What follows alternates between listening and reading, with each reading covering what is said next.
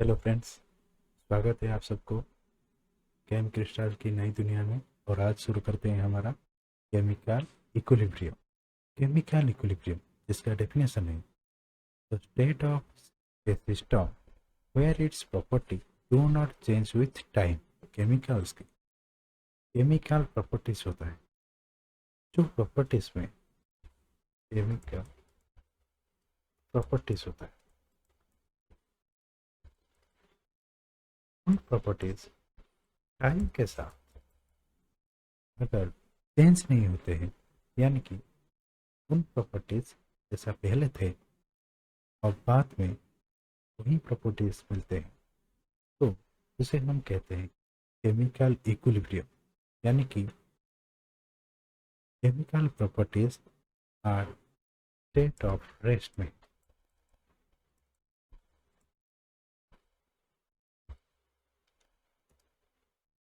ये state of rest में जब केमिकल प्रॉपर्टी होता है तो केमिकल इक्विलिब्रियम अभी पता चल गया है कि केमिकल इक्विलिब्रियम केमिकल प्रॉपर्टीज के अंदर आता है। तो मान लीजिए एक इक्वेशन है, हमारे पास एक इक्वेशन है जो कि हाइड्रोजन एंड आयोडीन को मिलाकर हम बनाते हैं हाइड्रोजन आयोडाइड गैस। ये एक तरह का रिवर्सिबल रिएक्शन है और रिवर्सिबल रिएक्शन के बारे में हम पहली क्लास में जानेंगे। और जब ये फॉर्मेशन होता है हाइड्रोजन आयोडाइड, तब ये हाइड्रोजन आयोडाइड फिर से कन्वर्ट हो जाता है हाइड्रोजन एंड आयोडीन। तो ये एक तरह का केमिकल इक्विलिब्रियम है जहाँ पर दोनों केमिकल प्रॉपर्टीज में कुछ इक्विलिब्रियम एग्जिस्ट करना नोटिस करते हैं। आइए इसे थोड़ा गौर से समझते हैं। पहले हम जानें कि केमिकल इक्विलिब्रियम दो तरह का, एक होता है होमोजेनियस इक्विलिब्रियम एंड दूसरा होता है हेटेरोजेनियस इक्विलिब्रियम। होमोजेनियस इक्विलिब्रियम का मतलब होता है सेम फेज। सेम फेज यानी कि हमारे पास तीन तरह का फेज होता है। एक होता है सॉलिड, दूसरा होता है लिक्विड एंड तीसरा होता है गैस। तो इन तीनों में अगर सॉलिड में है तो प्रोडक्ट एंड रिएक्टेंट दोनों सॉलिड में है, तब हम बोलेंगे होमोजेनियस इक्विलिब्रियम। जैसा कि एक इक्वेशन में हम दिखाए हैं, नाइट्रोजन गैसियस स्टेट में है, नाइट्रोजन गैसियस स्टेट, और जो हमारा प्रोडक्ट फॉर्मेशन हो रहा है अमोनिया, वो भी गैसियस स्टेट में है। यहाँ पर product side and reactant side, sorry, reactant side and product side दोनों गैसियस स्टेट में एग्जिस्ट कर रहे हैं। इसका मतलब कि एक होमोजेनियस इक्विलिब्रियम का एग्जाम्पल। फिर आता है हमारा हेटेरोजेनियस इक्विलिब्रियम। हेटेरोजेनियस इक्विलिब्रियम का मतलब होता है डिफरेंट फेज।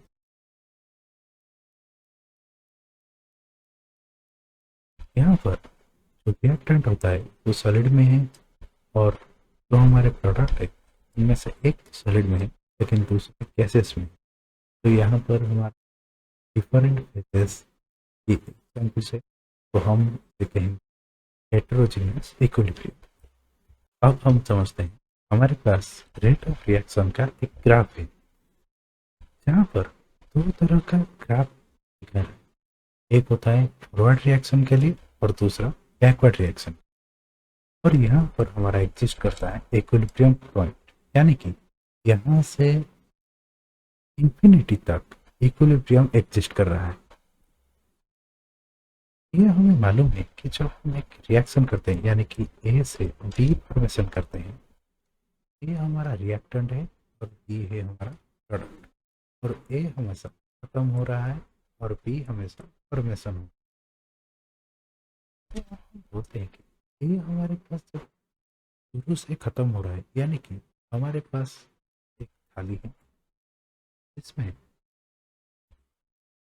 पाँच है रसगुल्ले, और आप उसे थोड़ी देर के बाद खाते खाते इसमें और एक दो रसगुल्ले रह गए। यानी कि पहले हमारे थे और उसके बाद हो गए दो, यानी कि ये हमेशा घट रहे हैं। यानी कि पहले वो टॉप पोजीशन पर थी, फिर घट एक पॉइंट में आ रुकता है। यानी कि तो यहाँ पर हमारे पास 5 रसगुल्ले थे, अभी यहाँ पर 2 रसगुल्ले, लेकिन हमारे प्लेट के अंदर पहले कुछ भी रसगुल्ले नहीं थे, यानी कि 0 पोजीशन। फिर जब हम खाना शुरू कर दिए, हमारे पास धीरे धीरे धीरे धीरे धीरे प्लेट के अंदर रसगुल्ले बढ़ते गए और वो आकर पहुंच गए कितने में, 4 में। तो अब हमारे पास जो प्लेट के अंदर 4 रसगुल्ले हैं, यानी कि वो पहले 0 में था तो वो बढ़कर 4 में पहुंच गए। और लेकिन प्लेट के अंदर जो हमारे पास 5 रसगुल्ले थे वो घटकर 2 में पहुंच गए। अब यहाँ से शुरू होता है हमारा इक्विलिब्रियम का सफर। ये तो थाली का चीज है, वही नहीं छोड़ेगा, खाता ही जाएगा। लेकिन ये सिर्फ थाली में होता है, लेकिन जो हमारे पास केमिकल्स होता है और जहाँ पर रिवर्सिबल रिएक्शन होता है, और आप सब एक बार थाली में से रसगुल्ले पेट के अंदर जाने के बाद वो तो सुबह ही निकलेगा, और सुबह जो निकलेगा उसे तो हम नहीं खा सकते। यानी कि थाली में फिर से रसगुल्ले आना इम्पॉसिबल है। तो जो केमिकल्स होते हैं वहाँ पर फॉरवर्ड रिएक्शन एक जगह आकर बैकवर्ड रिएक्शन के रेट के साथ समान हो जाता है, जहाँ से यहाँ पर एक एग्जिस्ट करता है इक्विलिब्रियम। मतलब कि इस पॉइंट पर हमारा, हम अगर एक पॉइंट ले लेंगे और उसे एनालाइज करेंगे, यहाँ पर हमारा फॉरवर्ड का रेट इक्वल्स टू बैकवर्ड का रेट के साथ समान, यानी कि इक्विलिब्रियम। तो अब हम जानेंगे characteristics of chemical equilibrium. Characters के बीच पहला कैरेक्टर आता है कि chemical equilibrium is possible if reaction is carried out in a closed vessel। Reaction exist करता है रिवर्सिबल रिएक्शन, और रिवर्सिबल रिएक्शन हमेशा क्लोज्ड वेसल के अंदर किया जाता है। क्योंकि अगर हम किसी कोई भी रिएक्शन कर रहे हैं तो अगर उसे क्लोज्ड वेसल में ना रखा जाए तो वो एटमॉस्फेयर की कांटेक्ट में आते हैं और वो रिवर्सिबल रिएक्शन कभी भी कन्वर्ट नहीं, वो हमेशा इरिवर्सिबल रिएक्शन हो जाएंगे। यानी कि जो प्रोडक्ट फॉर्मेशन होगा वो शायद एयर के साथ या फिर बाहर के टेम्परेचर के साथ कुछ और में कन्वर्ट हो। फिर आता है दूसरा characteristic, the properties like concentration, temperature and pressure of the system remain constant। और ये कब होगा, जब हमारे पास जो केमिकल्स है वो क्लोज्ड वेसल में एग्जिस्ट करेंगे, यानी कि आइसोलेटेड कंडीशन। उसमें क्या होगा ना, हमारे पास जो कंसंट्रेशन, टेम्परेचर एंड प्रेशर, इन दोनों तीनों में एक इक्विलिब्रियम एग्जिस्ट करेगा, यानी कि वो हमेशा कांस्टेंट रहेंगे। Both forward and the backward reaction operate simultaneous with same rate. यानी कि पहले इसका एग्जाम्पल्स के बारे में बात कर चुके हैं, यानी कि हमारा R1 इक्वल्स टू R2, यानी कि फॉरवर्ड रिएक्शन यानी कि RA forward reaction is equals to backward reaction.